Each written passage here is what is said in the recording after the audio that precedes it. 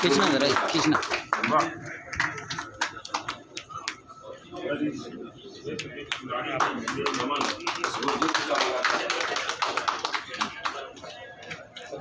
कल की मीटिंग में एमपीएस खालसा जी भी थे और सर भी कल आए थे। जल्दी में रिजर्वेशन नहीं मिल पाया तो कार ड्राइव करके चले आए वहाँ।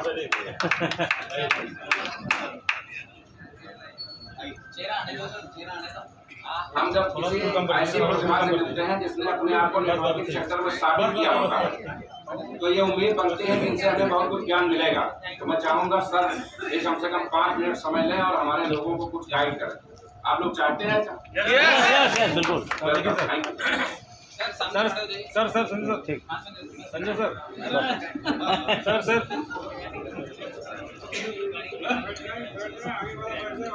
सामने से सर बस ठीक ले एक सेकंड सर आप लोग बस एक सेकंड ओके डन।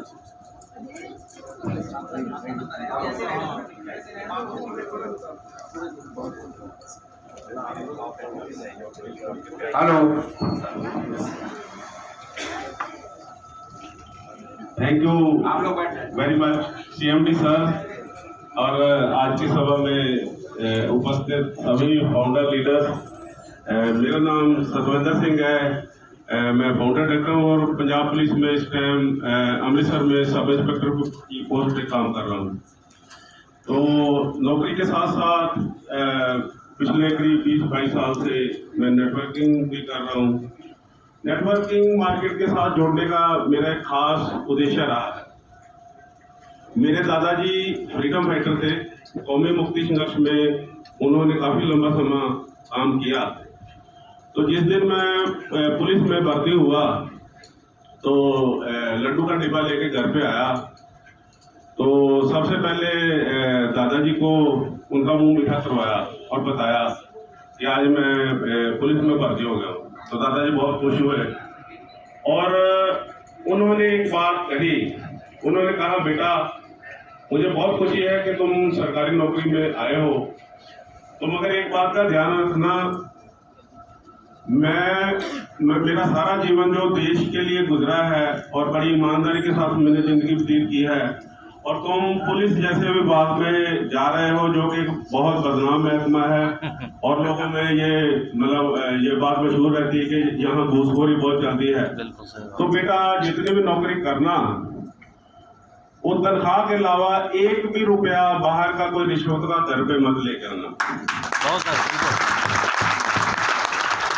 तो मैंने दादाजी की बात को पिछले 35 सालों से अपने दिमाग और दिल में समा के रखा हुआ है।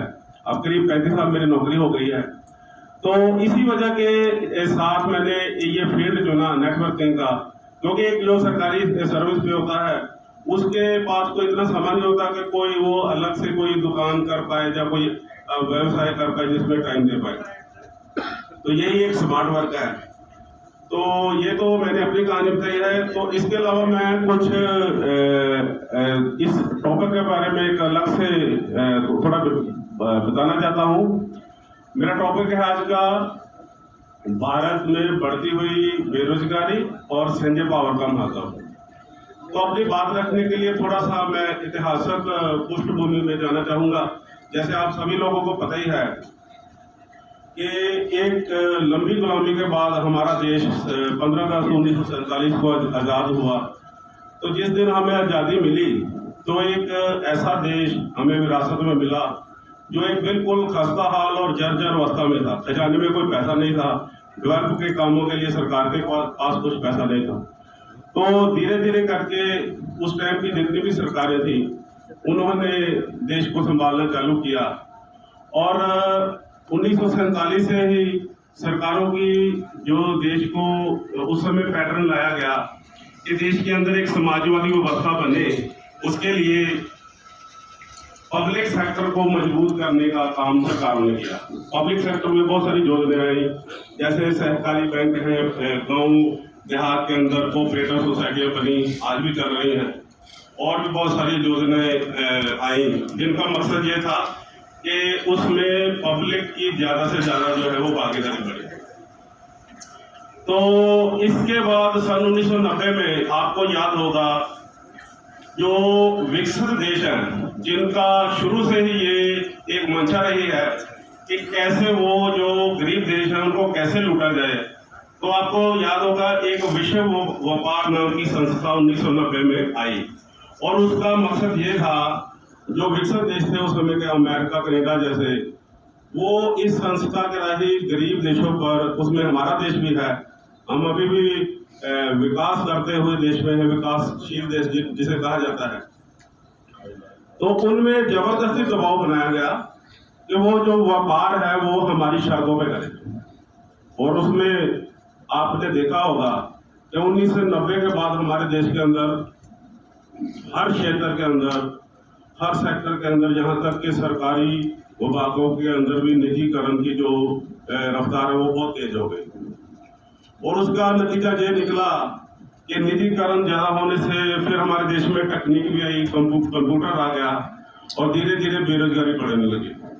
अब आलम यह है कि हर साल कॉलेज, यूनिवर्सिटियों से लाखों की संख्या में हमारे जो बच्चे हैं वो बड़ी बड़ी डिग्रियां लेकर निकल रहे हैं, मगर जो डिग्रियां लेकर निकल रहे हैं सरकारी नौकरी के नाम की कोई चीज सामने नहीं है, वो उसकी संख्या अब तो नामांतरी हो गई है।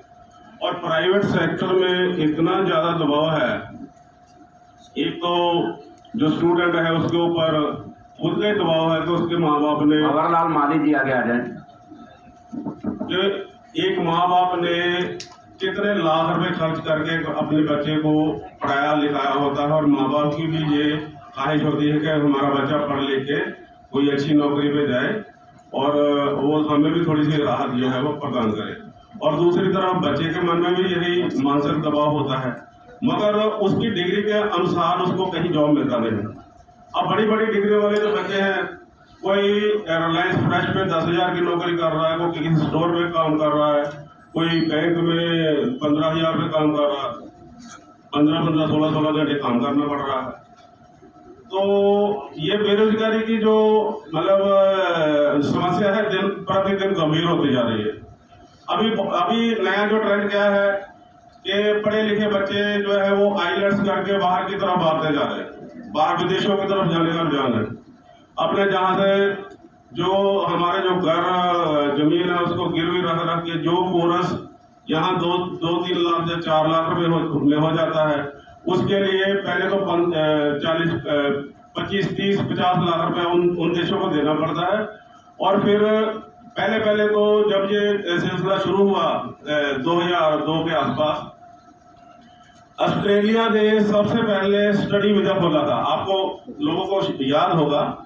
और उस स्टडी वीजे से ऑस्ट्रेलिया ने कम से कम $10 खरब का कमाई किया, $10 खरब। और उसके लिए उसने क्या किया कि उसने एक मैसेज दिया कि आप हम हमारे देश में पढ़ने के लिए आई और जैसे आपकी पढ़ाई खत्म होगी हम आपको पीआर देंगे। शुरू में पीआर दी भी गई, मगर उसके बाद उन देशों ने भी धीरे धीरे करके अपनी जो उनकी विदेश पॉलिसी है उसमें चेंजेस कर दी। अभी उसके बाद ये इंग्लैंड भी जब खोल रहा है, कनाडा खोल रहा है, मगर बच्चे पढ़ने के लिए जा रहे हैं तो पीआर उनमें से बहुत कम लोगों को मिल रही है। कहने का मतलब यहाँ से हम अपना घर बेच के उन देशों में रोजगार के लिए गए, अपने अच्छे फ्यूचर के लिए गए, मगर उसमें सक्सेस नहीं हो गए। अब सवाल उठता है कि करें तो फिर क्या करें। जब मैं असली बात पे यहाँ पे आना चाहता हूँ, करें तो फिर क्या करें। तो करने के लिए अब एक ही क्षेत्र बचता है, वो है नेटवर्किंग मार्केटिंग। अब पिछले दिनों मैंने पढ़ा कि सरकार ने भी बकायदा एक बिल पास किया है कि जो डायरेक्ट सेलिंग और नेटवर्किंग इंडस्ट्री उसको रेगुलाइज किया जाए।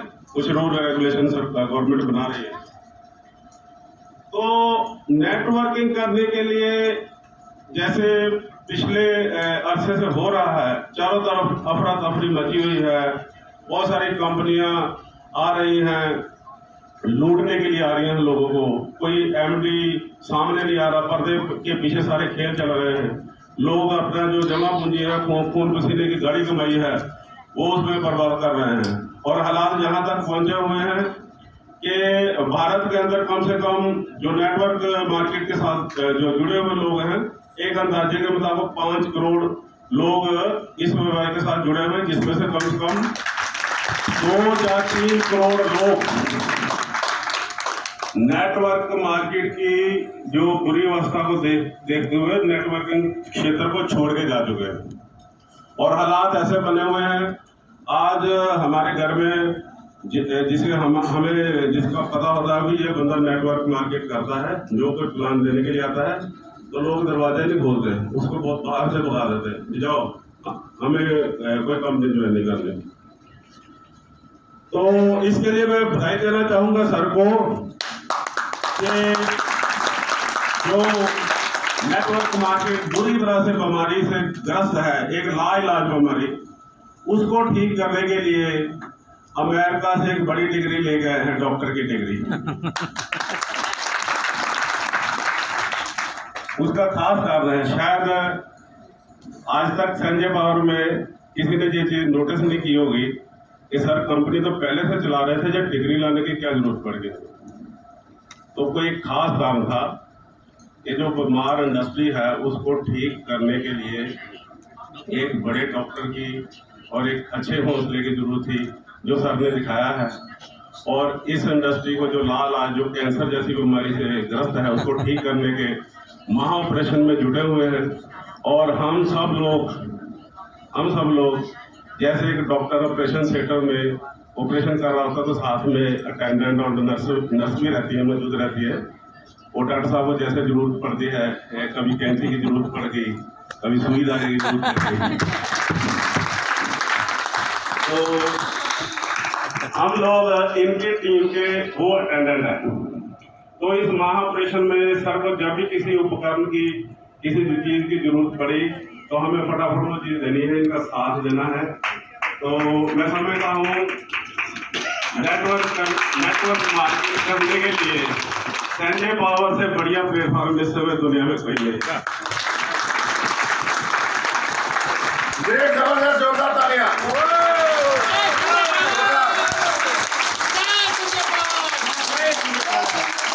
इसके साथ साथ में एक और मैसेज भी जहाँ है, जितने भी भाई बंधु हैं, मैं सबको देना चाहता हूँ कि मेरी बेटी अभी M.Com फाइनल उसका पेपर देके अभी उसका खत्म उसने किया है, अभी UPSC की तैयारी उसने शुरू की है। और मेरा बेटा नॉन मेडिकल करके अभी B.Tech में उसने एंट्री ली है। तो मैं अपने बच्चों के दिमाग में ये जो विदेश का भूत है उसको निकाल चुका हूँ, आप ही निकालें। बिल्कुल। उसका कारण ये है कि हम अपने ही देश में रोजगार क्यों ना पैदा करें। यदि यही रफ्तार चलती रही तो यहाँ हमारे जैसे बूढ़े ही रह जाएंगे, बाकी जो हमारे टैलेंट बच्चे हैं वो तो उधर ही चले जाएंगे। और जो बच्चा एक बार उधर चला गया फिर वो उधर का होकर रह जाता है। बिल्कुल सही, बिल्कुल सही। वो तो कभी कभार ही वापस आएगा, कभी कभार 5-10 साल बाद कभी कोई घटना घट गई, कोई पीछे परिवार में किसी की मृत्यु हो गई, कुछ शादी हो गई, तभी आएगा। और आज क्या है, आजकल क्या हो गया कि बहुत सारे बच्चे अब अपनी माता पिता की मृत्यु पर भी नहीं आते। बिल्कुल सही बात। उसका कारण है विदेश से आने जाने के लिए लाखों रुपए की टिकट लगती है। वो क्या करते हैं, अपने किसी रिश्तेदार को या आस पड़ोस के लोगों को कुछ पैसा भेज देते हैं कि आप जो अंतिम क्रियाक्रम है वो कर दीजिए। तो इस सिलसिले को रोकना होगा। और इसलिए इसके लिए सबसे जरूरी ये है कि हमें रोजगार अपने देश के अंदर ही पैदा करने होंगे। तो इसी देश को जिसके हमारे पूर्वजों ने कितने कुर्बानियां करके आजाद करवाया है, और मैं समझता हूँ इस महाअभियान में संजय पावर एक ऐतिहासिक भूमिका निभाएगा। तो आप इस ऐतिहासिक प्रोग्राम का हिस्सा बने और ज्यादा से ज्यादा मेहनत करें। मैं इसी संदेश के साथ सबका धन्यवाद करता हूँ। जोरदार तालियां, जोरदार जोरदार, सबसे जोरदार जोरदार।